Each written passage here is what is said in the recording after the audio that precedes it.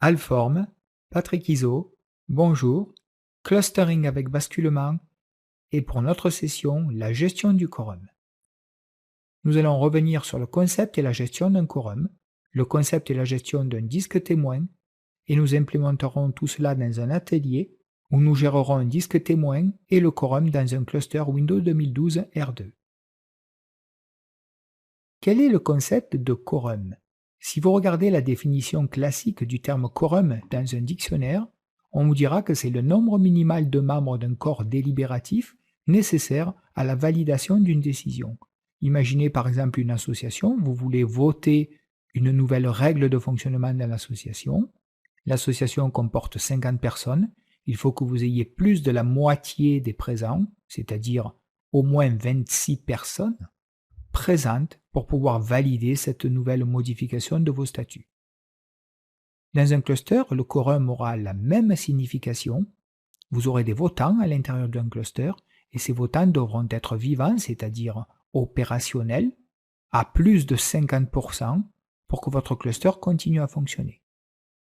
Qui seront les votants dans un cluster?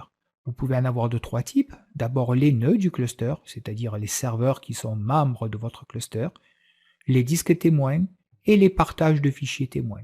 Nous reviendrons bien sûr un peu plus tard sur la notion de disque témoin et de partage de fichiers témoins.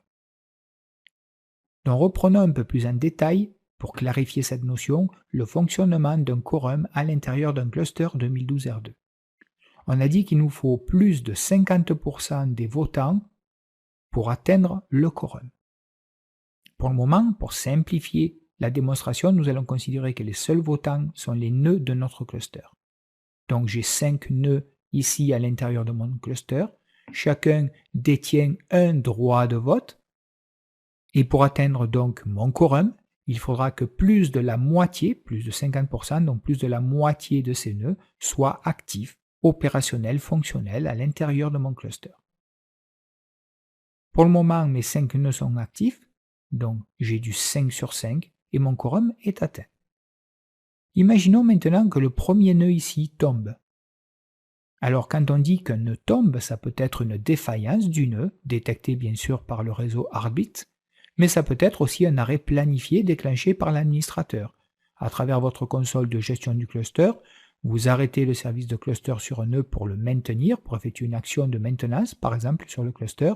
Il va être considéré comme étant aussi déficient, même s'il s'agit d'un arrêt planifié par l'admin, et donc vous allez perdre ici un vote. Donc dans ce cas-là, il ne me reste plus que 4 votes sur 5, mais j'ai toujours plus de 50% des votes, donc mon quorum est toujours atteint. Imaginons maintenant qu'un deuxième nœud tombe. Est-ce que j'atteins le quorum ici? Oui, j'ai toujours 3 votes, 3 nœuds actifs, opérationnels, fonctionnels, sur 5, donc j'ai plus de 50% et mon quorum est toujours atteint. Dans l'éventualité où un troisième nœud maintenant tombe, là, je n'ai plus le quorum, puisque je n'ai plus que 2 votes actifs sur une majorité de 5, je ne dépasse plus les 50% de votes, et donc je n'ai plus atteint mon quorum à l'intérieur du cluster.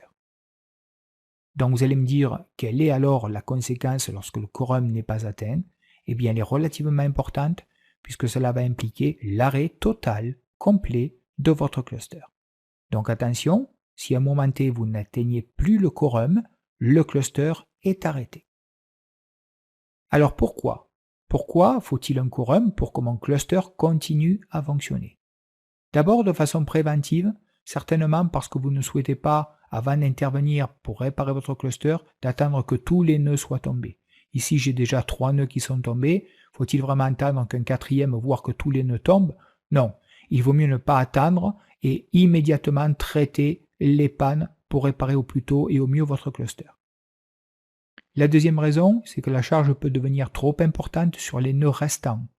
Imaginons que sur le premier nœud, vous ayez une messagerie qui tourne en cluster, sur le second, une base de données, du SQL par exemple, sur le troisième, un serveur de fichiers. Les 3 nœuds tombent, ça signifie que les seuls 2 nœuds restants vont devoir supporter la charge de tous ces applicatifs, en plus des applicatifs qui tournent déjà certainement sur ces 2 nœuds.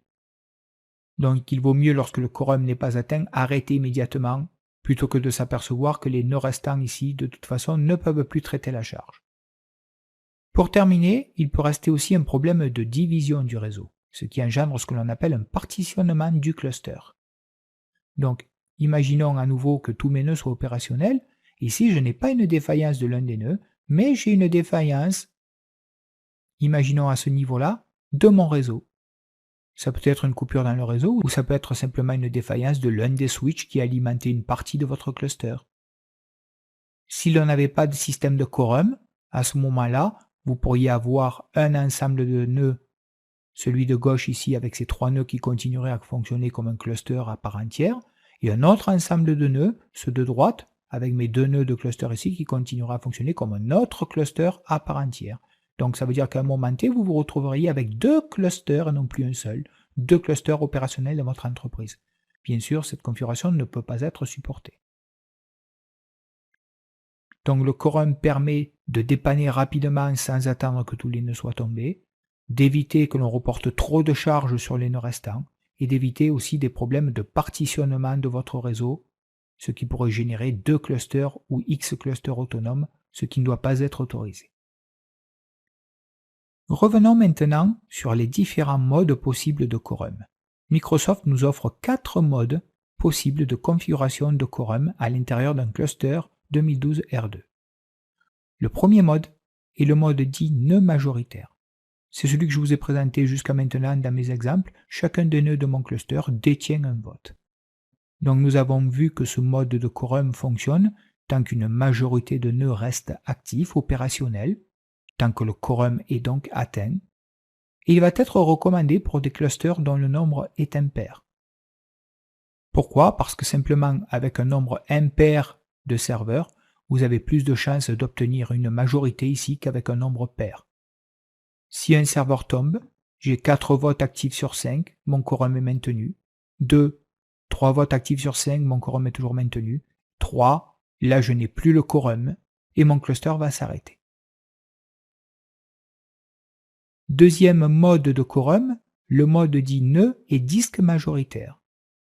Dans ce mode-là, vous implémentez sur votre espace de stockage un disque, qui peut être un disque attaquable en ISC, en fibre optique, peu importe, et ce disque, cette ressource disque, disposera d'un vote.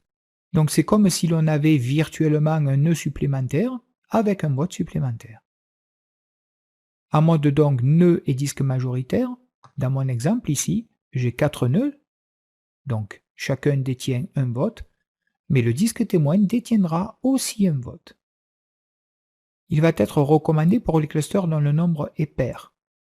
Effectivement, j'ai un nœud qui tombe ici, et bien il me reste 3 votes liés à mes 3 serveurs, plus le vote du disque témoin, donc 4 votes actifs sur 5, j'obtiens le quorum. J'ai un deuxième nœud qui tombe, je dispose de 2 votes de mes serveurs plus le troisième du disque témoin, donc j'ai toujours 3 votes actifs sur 5, et mon quorum est toujours obtenu. Donc c'est dans cet exemple-là que vous voyez l'avantage d'un vote sur un disque témoin. Sans le disque témoin, vous n'auriez plus la majorité et votre cluster s'arrêterait. Donc le fonctionnement est le même qu'avec le type de quorum précédent, le quorum qui était nœud majoritaire uniquement, sauf que vous avez un disque témoin qui dispose d'un vote supplémentaire, vote utilisé dans le calcul de votre quorum, et cela permet donc au final d'augmenter la tolérance de panne sur votre quorum avec un nombre de nœuds pair. Bien sûr, si j'ai un troisième nœud qui tombe ici, là, je n'ai plus qu'un vote sur mon dernier nœud plus un vote sur le disque témoin, donc 2 sur 5, je n'ai plus le quorum et mon cluster s'arrête. Troisième mode, le mode nœud et partage de fichiers majoritaire. C'est quasiment la même chose que le mode précédent, sauf qu'au lieu d'avoir un disque témoin qui détient un vote, vous allez avoir un partage de fichiers qui va détenir un vote. C'est ce que l'on appelle un partage de fichiers témoin. Donc il remplace notre disque témoin de tout à l'heure et il joue par contre le même rôle, détenir un vote dans le calcul du quorum. Donc chaque nœud de notre cluster ici va détenir un vote et le fichier ou partage témoin détiendra aussi un vote. Il est aussi recommandé pour les clusters dont le nombre de nœuds est pair. Donc j'ai un nœud qui tombe ici, et bien j'ai toujours 1, 2, 3 votes actifs plus celui du partage de fichiers 4, mon quorum est atteint. Un deuxième nœud qui tombe, 1, 2 votes à travers les nœuds plus un troisième sur le partage fichier, 3 sur 5, mon quorum est toujours atteint. Donc comme dans l'exemple précédent, Si je n'avais pas de partage de fichiers ici, je n'atteindrais plus le quorum avec 2 défaillances, alors qu'en rajoutant un vote sur le partage du fichier, ça me permet de maintenir le fonctionnement de mon cluster sur un cluster avec un nombre de nœuds pairs. Donc la seule différence est d'utiliser un partage de fichiers en tant que témoin à la place de notre disque témoin. Et ça peut être utile lorsque vous avez des clusters géographiques. Imaginez que ces deux nœuds ne soient pas dans le même emplacement géographique que les deux autres nœuds de mon cluster. Ils sont sur des emplacements ou des sites différents. Donc avec deux nœuds par exemple ici à Rennes et deux autres nœuds à Paris, l'accès à un disque de stockage sur une baie de stockage ne sera pas forcément évident depuis les deux sites. Si la baie de stockage est à Paris, elle sera facilement accessible pour les deux serveurs qui sont à Paris, mais beaucoup moins pour les deux serveurs qui sont à Rennes. Alors qu'en passant par un partage de fichiers, je peux créer un partage de fichiers qui soit géographiquement situé entre les deux sites et qui sera donc plus facilement accessible pour chacun des nœuds de mon cluster. Une fois de plus, bien sûr, si un troisième nœud vient à tomber ici, je n'ai plus qu'un vote sur le nœud restant et un vote sur le partage de fichiers témoins, donc je n'atteins plus mon quorum et le cluster va s'arrêter. Le dernier mode de quorum est le mode aucune majorité, disque uniquement. Dans ce mode, seul le disque témoin détient un vote. Donc, seul le disque témoin qui est ici va voter et détiendra un vote. Ça pourrait être intéressant puisque ce mode-là va supporter l'échec de tous les nœuds éventuellement de mon cluster.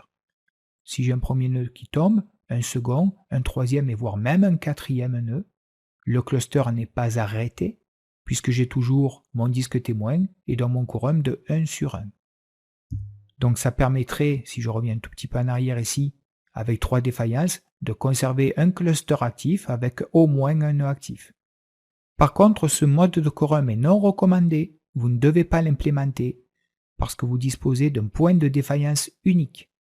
Effectivement, si votre disque témoin tombe, même dans le cas où tous vos nœuds seraient opérationnels, si votre disque témoin tombe, vous n'atteignez plus le quorum, et donc le cluster s'arrête. Donc ce mode-là, il n'est pas fiable, ne l'implémentez pas parce qu'il dispose d'un point de défaillance unique. Passons maintenant à une synthèse de nos modes de quorum. En fait, c'est pas si compliqué que ça. Les modes de quorum indiquent simplement qui détient un vote et dans quel cas le quorum sera atteint. Par exemple, avec des nœuds majoritaires, ce sont les nœuds du cluster uniquement qui détiennent un vote.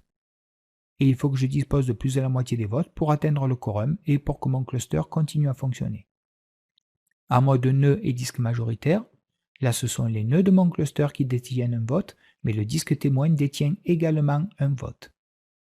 Je dois toujours avoir plus de la moitié des votes actifs pour détenir le quorum et pour que mon cluster continue à fonctionner. En mode nœud et partage de fichiers majoritaire, là les nœuds de cluster détiennent un vote, ainsi que le témoin de partage de fichiers. Il faudra que j'ai toujours plus de la moitié des votes pour atteindre le quorum et que le cluster continue à fonctionner. Et le dernier mode, aucune majorité disque uniquement, que l'on avait dit non recommandable, parce qu'avec un point de défaillance unique. Dans ce dernier mode, seul le disque détient un droit de vote, et donc le quorum sera atteint et le cluster restera en ligne tant que ce disque reste en ligne. Donc quel mode de quorum choisir? En étant d'accord que de préférence, nous n'allons pas implémenter le dernier mode qui n'est pas recommandé. Est-ce que nous allons implémenter du nœud majoritaire, nœud et disque majoritaire ou nœud et partage de fichiers majoritaire? Sur quels critères va se faire le choix?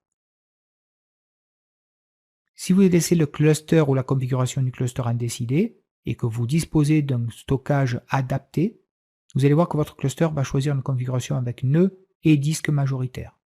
C'est le mode quorum qui sera implémenté par défaut. C'est celui qui est recommandé, surtout comme on l'a vu si vous avez un nombre de nœuds pairs. Cela augmente la fiabilité sur votre quorum et donc sur votre cluster. Vous pourriez aussi opter pour un nœud et partage de fichiers majoritaire implémenté manuellement par l'administrateur, dans le cas où vous auriez par exemple des clusters géographiques. Et pour terminer, sachez qu'en tant qu'administrateur, vous pouvez aussi supprimer le droit de vote sur un nœud. Imaginez que vous disposiez de 5 nœuds, l'administrateur peut manuellement supprimer le droit de vote sur un nœud. Ça se fait dans l'interface graphique, la gestion de console du cluster, nous le verrons dans l'atelier, où vous pouvez le faire avec une applet PowerShell, getClusterNode, le nom du nœud, et vous affectez à son droit de vote, à son poids de vote, la valeur 0, ou supprimez le droit de vote sur un nœud. Autre point important dans le fonctionnement d'un cluster, le stockage de la configuration du cluster lui-même. Normalement, chaque élément de vote comprend une copie de cette configuration de cluster. Donc la configuration du cluster va être stockée sur chaque nœud de mon cluster, sur chaque disque témoin et sur chaque partage de fichiers témoins. Si vous faites une modification sur cette configuration, sur la configuration du cluster, le service cluster met à jour automatiquement, bien sûr, toutes les copies de cette configuration sur chaque élément de vote de votre cluster. Donc l'idée ici, c'est d'offrir une tolérance de panne sur la configuration du cluster, que cet élément ne soit pas stocké sur un emplacement centralisé unique, ce qui créerait un point de défaillance unique. Si vous avez un nœud qui tombe, ça n'est pas grave, puisque les autres nœuds, le disque témoin ou le partage contiennent aussi la configuration du cluster. Donc en stockant cette configuration sur chaque élément de vote, vous créez de la redondance de stockage sur cette configuration, donc vous améliorez la fiabilité de votre cluster. Revenons maintenant sur la procédure de paramétrage du cluster. Donc on avait dit qu'il était souhaitable d'utiliser, si c'est possible, la configuration par défaut, la configuration nœud et disque majoritaire, et éventuellement de sélectionner un autre type de témoin du quorum, un partage de fichiers pour les clusters géographiques par exemple, et ensuite d'éventuellement aussi configurer les paramètres de votre quorum, donc de décider si vous souhaitez que tous vos nœuds votent, ou uniquement certains nœuds, ou aucun nœud, ce qui correspond au mode aucune majorité disque uniquement, mais rappelez-vous que ce mode crée un point de défaillance unique et donc il n'est pas recommandé par Microsoft. Dans notre atelier pratique, pour voir concrètement la gestion de notre quorum, nous allons d'abord commencer par ajouter un nœud supplémentaire à l'intérieur de notre cluster. Nous utiliserons le serveur S5. Simplement parce que je vais pouvoir vous démontrer plus clairement et de façon plus efficace le fonctionnement d'un cluster avec 3 nœuds plutôt qu'avec 2. Cela offre plus de possibilités dans les démonstrations. Donc comment procéder pour ajouter un nœud supplémentaire? Cela pourrait constituer un atelier à part et c'est toujours relativement intéressant de voir comment effectivement on procède si vous souhaitez à un moment T rajouter un nœud supplémentaire dans un cluster existant, dans un cluster actif.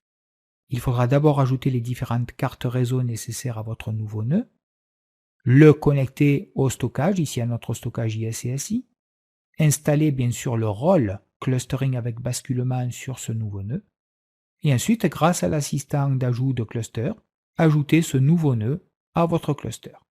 Dans notre atelier aussi, nous détaillerons le rôle et le fonctionnement du disque témoin, et nous testerons les différents modes de quorum.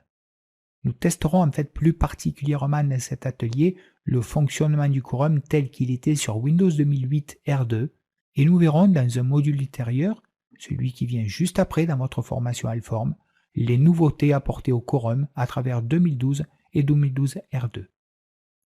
Donc pour notre atelier, le changement fondamental, comme on vient de le dire, est l'ajout d'une S5 Alform LAN à notre cluster, ajout des cartes nécessaires, la carte 35 pour se connecter au réseau Heartbeat, la carte 25 pour se connecter à l'espace de stockage ISCSI, l'intégration à notre cluster de basculement, et nous testerons ensuite le disque témoin et le fonctionnement du quorum à l'intérieur de notre cluster. Pour nos tests de fonctionnement de quorum, nous allons rajouter un nœud supplémentaire à l'intérieur de notre cluster actuel. En effet, nous aurons beaucoup plus de possibilités pour tester les combinaisons de quorum possibles et les différents paramètres associés avec 3 nœuds plutôt qu'avec simplement 2. Nous allons donc rajouter un serveur supplémentaire qui sera le serveur S5 de façon à ce qu'il intègre notre cluster. Comment prendre un simple serveur membre d'un domaine, S5 est bien sûr membre du domaine Alform, et comment l'intégrer dans un cluster existant. Si j'essaye directement de rajouter mon nouveau nœud S5 ici depuis l'interface cluster de S1, le système va vérifier que S5 dispose de tous les prérequis, ce qui n'est pas encore le cas, et donc l'opération échoue. Nous allons donc revenir sur notre serveur S5 et nous allons remplir les différents prérequis. Quels sont ces prérequis? est-ce que vous vous souvenez comment l'on pouvait ou comment l'on intégrait un serveur directement à notre cluster? Comment nous avions procédé pour S2 et S3? La première étape consiste à rajouter les cartes réseau nécessaires. S5 va se connecter au réseau LAN, mais il devra se connecter aussi au réseau SCSI pour attaquer la baie de stockage ainsi qu'au réseau Heartbeat. Donc dans un premier temps, nous allons arrêter notre serveur et nous allons lui rajouter 2 cartes réseau supplémentaires. Une carte réseau qui va être connectée directement au réseau ISCSI. J'applique. Et également une deuxième carte réseau qui elle sera connectée au réseau Heartbeat. Et je peux redémarrer mon ordinateur S5. Après redémarrage et connexion en tant qu'administrateur, nous allons paramétrer les cartes. Allons-y pour la carte Ethernet 2. Je vais d'abord la renommer ISCSI et nous allons lui affecter une adresse en 20 puisque nous avions décidé que notre réseau ISCSI était en 20, 20.0.0.5.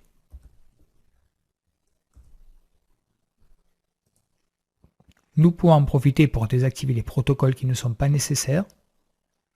Client partage pour les réseaux Microsoft par exemple. Ensuite nous allons procéder de la même manière pour la carte Ethernet 3 que nous allons renommer cette fois-ci HB pour Heartbeat et nous allons lui affecter une adresse sur le réseau Heartbeat, c'est-à-dire en 30, 30.0.0.5 et nous désactiverons aussi le protocole inutile, par exemple partage et client pour les réseaux Microsoft. OK, j'actualise le gestionnaire de serveur et j'ai bien maintenant mes 3 cartes opérationnelles sur les 3 réseaux.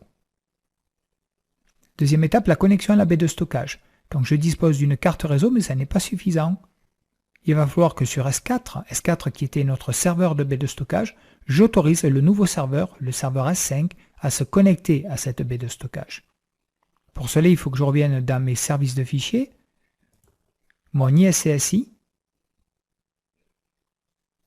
Voilà les disques virtuels qui me permettaient de consommer mon espace de stockage. Et au point de vue sécurité, on les avait associés à ce que l'on appelait une cible. Une cible ISCSI sur S4.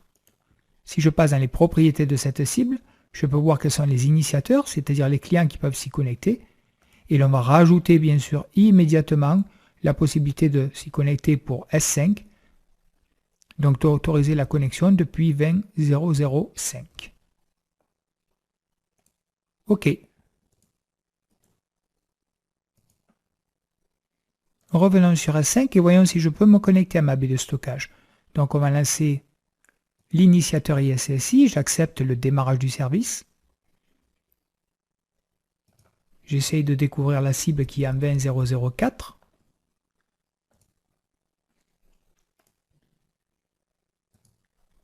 Elle est visible et dans ses propriétés, on va demander à ce qu'elle soit rajoutée aux connexions de cible favorite. Ce qui signifie que la reconnexion se fera automatiquement depuis le serveur S5 sur la baie de stockage. OK. Donc S5 est connecté aux 3 réseaux, il accède à la baie de stockage. Qu'est-ce qu'il me manque? L'installation du rôle. Donc un simple et classique maintenant install Windows Feature et le nom de mon rôle est Failover Clustering. Je valide et l'installation du rôle démarre. C'est fait, le relais est installé avec succès et il ne nécessite pas de redémarrage. Je n'ai pas implémenté d'MPIO, mais c'est pour aller plus vite bien sûr. Dans la réalité, vous n'hésiterez pas à rajouter une carte supplémentaire pour avoir des chemins redondants vers la baie de stockage. Ici, c'est juste pour tester le quorum. Donc je vais pouvoir maintenant revenir sur S1 et demander à nouveau à insérer mon serveur S5 en tant que nœud supplémentaire dans le cluster. Il est bien reconnu, ça veut dire qu'il a rempli les prérequis. Et on me demande si je veux appliquer à nouveau la batterie de test de validation de configuration de mon cluster. Donc je peux le refaire à ce niveau-là ou pas. On va le refaire pour vérifier que mon S5 peut bien se connecter à tous les réseaux, baies de stockage, qu'il remplit bien les prérequis matériels, de patch, de service pack. Donc allons-y, je lance la batterie complète de test. Tous les tests. Donc, est-ce qu'il y a des disques CSI à valider lors des tests? Oui, les 3. Et c'est parti.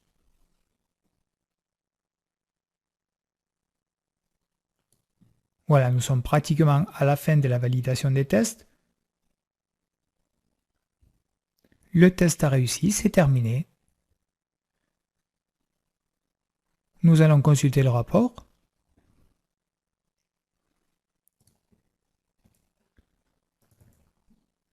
Et nous voyons que tout est OK, sauf au point de vue réseau où nous avons un petit avertissement.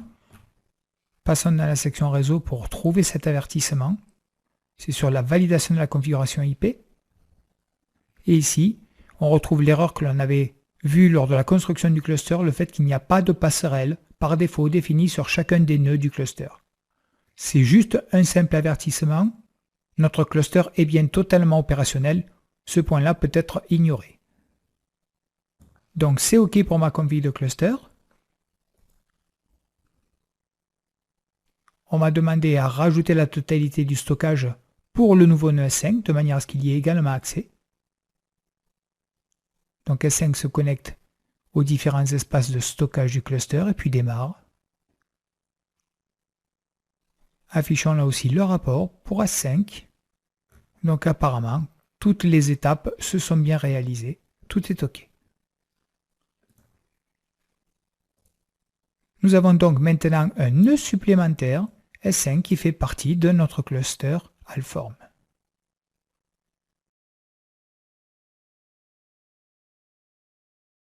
Dans la phase de test de notre quorum, je vous propose maintenant d'approfondir la notion de disque témoin. Pour le moment, si je clique sur la racine de mon cluster Alform Clust 01, je m'aperçois que j'utilise un disque témoin. Nous n'avons rien fait de particulier pour cela quand nous avons monté le cluster. C'est un choix du programme cluster ou du cluster lui-même qui a déterminé qu'il souhaitait utiliser un disque témoin et qu'il a automatiquement paramétré et activé. Il l'a fait entre autres parce que nous lui avons fourni dans les disques ISCSI qui font partie de ses ressources un disque qui avait la capacité d'être utilisé en disque témoin. C'est le disque ISCSI que nous avions d'ailleurs renommé témoin, dont notre cluster se l'est automatiquement attribué en tant que disque témoin. Une des confusions liées au disque témoin, c'est qu'il a deux rôles. Il peut jouer le rôle d'un votant dans le système de vote pour atteindre le quorum. Nous verrons ce rôle juste un peu plus loin dans cet atelier. Mais pour le moment, centrons-nous sur le deuxième rôle qui est de stocker la configuration du quorum. Effectivement, le disque témoin va stocker les paramètres de configuration de notre quorum. C'est aussi l'un de ses rôles. Donc, qui détient pour le moment ce disque témoin écrit dessus? C'est le nœud qui en est propriétaire, c'est-à-dire le nœud S2. Le disque témoin est une ressource du quorum, et on a un nœud à un moment T qui en est propriétaire et qui est écrit dessus. D'ailleurs, si je repasse au niveau des nœuds, je vais voir que S2, dans les ressources disques qu'il gère, est bien propriétaire pour le moment de mon disque témoin, qui est affecté à la lettre F, alors que S3 détient une autre ressource, le disque ISCSI document, et S5, le disque sauvegarde. Donc c'est S2 qui écrit pour le moment la configuration. On peut aussi le vérifier comme ça. On peut passer sur le serveur S2, aller dans la gestion des fichiers de S2, et là je vois qu'effectivement le disque témoin F est bien monté, et si je l'explore, j'ai un dossier cluster qui contient ici des ruches, des hives, et on a un 0 hive avec une taille de 256 KO qui contient la configuration du cluster. Si je reviens sur mon cluster et que je regarde le disque témoin, je vois effectivement qu'il faisait à peu près 1 giga, 990 MO à peu près 1 giga au départ, et qu'il n'en fait plus que 920, donc on a consommé à peu près la taille indiquée pour stocker la configuration. Imaginons maintenant que l'on doive arrêter S2 pour une maintenance matérielle par exemple, donc vous avez la possibilité de déplacer, comme pour toute ressource, de déplacer cette ressource disque d'un nœud vers un autre. Pour cela, au niveau du cluster lui-même, dans Autre action, on a un menu qui indique que l'on peut déplacer les ressources principales du cluster, donc bien sûr le quorum en fait partie, vers le meilleur nœud ou vers un nœud sélectionné. Donc prenons par exemple S5. Si je reviens sur les disques ici, S5 en a déjà pris possession. Et si je reviens sur les nœuds, donc S2 ne possède plus le disque témoin, S3 non plus, et c'est S5 qui en est maintenant propriétaire. Je vais rebasculer ce disque témoin sur S3 par exemple. Donc à nouveau, autre action, déplacer les ressources, sélectionner un nœud, S3, je repasse directement sur les disques. C'est fait, ça a été très vite. Donc c'est basculé sur S3. Et le nœud propriétaire du disque témoin est maintenant mon disque S3. S2 n'a plus aucune ressource disque et S5 gère aussi la ressource sauvegarde. Donc hormis son rôle de votant que nous allons voir juste dans quelques secondes, le disque témoin a aussi pour rôle de stocker la configuration du cluster. Ce disque est un nœud du cluster, vous pouvez manuellement le déplacer d'un nœud à l'autre et il basculera bien sûr automatiquement en cas de crash du nœud qui détient ce disque. Passons maintenant au système de vote et à l'obtention du quorum. Donc on avait vu que chaque élément pouvait voter, les nœuds disposaient d'un vote, on les voit ici, chaque nœud dispose bien d'un vote. Et si je dispose d'un témoin, un disque témoin ou un partage témoin, il dispose également d'un vote. L'essentiel étant d'atteindre le quorum, c'est-à-dire d'avoir plus de la moitié de nos votes actifs. Pour démontrer cela, nous allons le faire en deux temps, et nous allons d'abord utiliser l'ancien mode de quorum, le quorum non dynamique, celui que nous avions sur 2008 R2. Et ensuite, quand nous aurons vu le fonctionnement du quorum non dynamique, nous pourrons mieux appréhender la nouveauté ou les nouveautés qu'apportent 2012 et 2012 R2. Changeons donc notre configuration pour pouvoir tester l'ancien mode de quorum, le quorum non dynamique. Dans un premier temps, je vous propose de désactiver le disque témoin pour que le disque témoin ne puisse pas disposer d'un droit de vote. Nous allons faire cela en passant la racine du cluster dans Autre action, et là je peux changer la configuration des paramètres du quorum du cluster. Je vais changer entre autres tout ce qui touche au disque témoin du quorum. Vous voyez que j'ai le choix d'utiliser un disque témoin ou un partage témoin, ou de ne pas utiliser du tout de témoin de quorum. C'est le choix qui m'intéresse. Donc on valide. Le cluster nous dit que ça n'est pas très recommandé, mais validons ça quand même. Terminé. Et ici, vous voyez que dans la nouvelle configuration, je n'ai plus de disque témoin. Donc mon disque témoin n'existe plus, il n'aura plus de droit de vote. Comprenez bien, le disque témoin physique existe toujours, il est là. Il stocke toujours la configuration du cluster. La seule chose que j'ai désactivée, c'est le droit de vote associé au disque témoin. C'est deux choses différentes. Donc qui va pouvoir voter?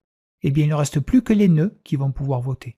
Donc on est dans une configuration en fait nœud majoritaire. Comme il n'y a pas de témoin, seuls les nœuds disposent d'un droit de vote.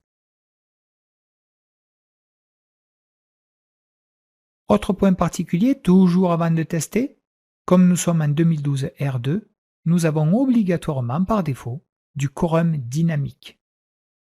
Nous voulons tester l'ancienne méthode de quorum qui n'était pas dynamique, donc il me faut désactiver ce quorum dynamique. Je n'ai aucun menu dans l'interface graphique, nous allons donc utiliser une commande, une applet PowerShell.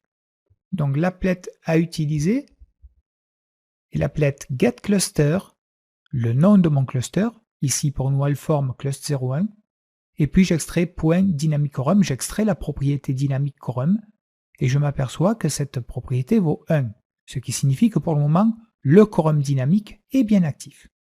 Comment changer ça? On va affecter tout simplement à notre variable dynamicQuorum la valeur 0, et si je contrôle la valeur actuelle du dynamicQuorum, c'est passé maintenant à 0. En clair, je viens de désactiver les quorums dynamiques. Donc nous avons un comportement du quorum tel qu'on l'avait sur 2008 R2. Dernier point, et puis nous allons vraiment pouvoir tester. Je vais masquer temporairement la colonne vote actif. Cette colonne concerne le quorum dynamique Elle risque de vous perturber pendant la démonstration, donc je la masque temporairement et on va ne s'occuper que des votes attribués. Alors reprenons, je n'ai pas ici de disque témoin, donc le disque témoin n'a pas de droit de vote puisque je ne lui en ai pas donné. Les droits de vote sont affectés uniquement au nœud et chaque nœud ici dispose d'un droit de vote. On le voit dans la colonne vote attribué. Petite parenthèse, vous pourriez choisir dans certains cas très spéciaux qu'un nœud ne dispose pas d'un droit de vote. Vous pourriez enlever à l'un des nœuds ici son droit de vote. Ça peut se faire à nouveau dans Autre action et configurer les paramètres du quorum du cluster. Et cette fois-ci, je vais passer en configuration du quorum avancé. Et là, vous voyez que par défaut, tous les nœuds disposent d'un droit de vote, mais je pourrais dire par exemple que S5 ne dispose pas d'un droit de vote. Je valide tout. Et ici, effectivement, si je viens actualiser le dossier nœud, je vois que maintenant, S5 ne dispose plus de droit de vote. Il ne participera plus au vote pour établir le quorum. Donc vous pouvez à un moment T supprimer le droit de vote de l'un de vos serveurs. On va redonner ce droit de vote à S5, je repasse dans la configuration du quorum, toujours en mode avancé. Et là je vais indiquer à nouveau que je souhaite que tous les nœuds disposent d'un droit de vote. Je valide tout.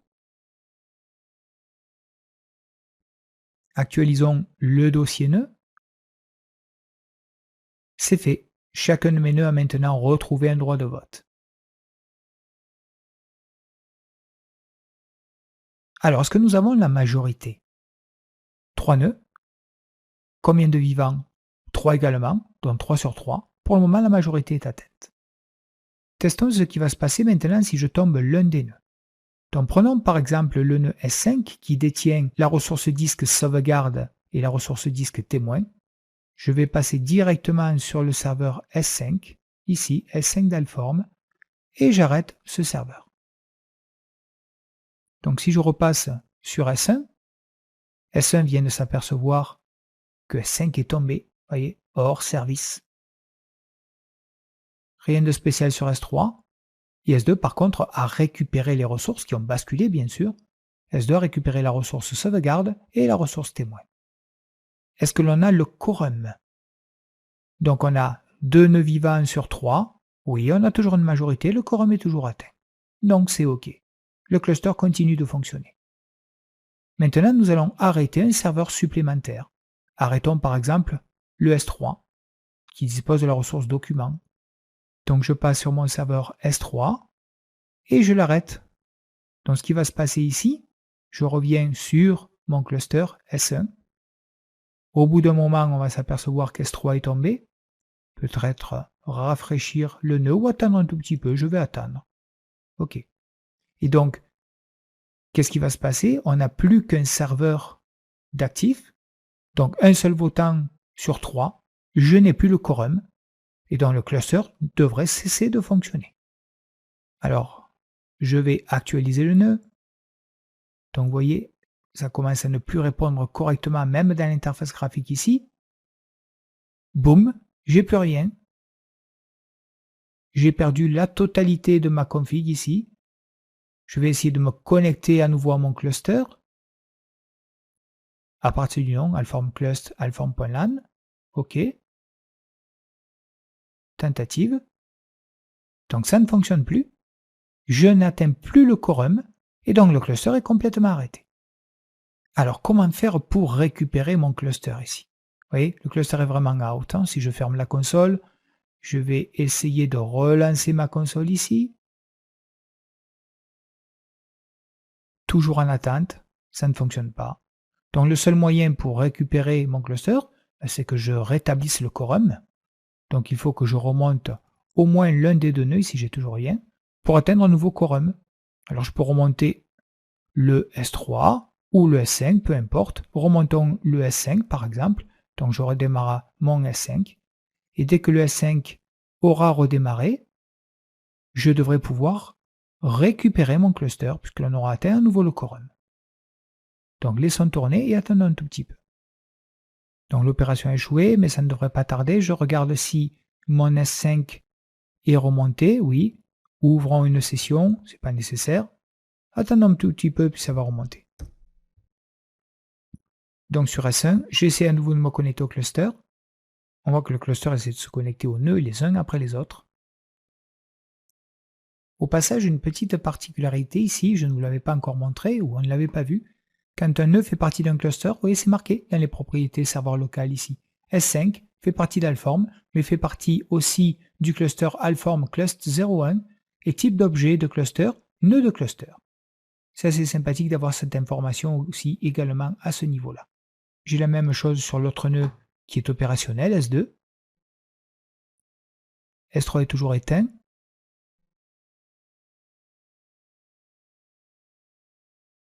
Voilà, ça y est. Mon cluster est remonté. J'ai donc mes nœuds pour le moment S2 et S5 qui sont en service. On va aussi redémarrer S3.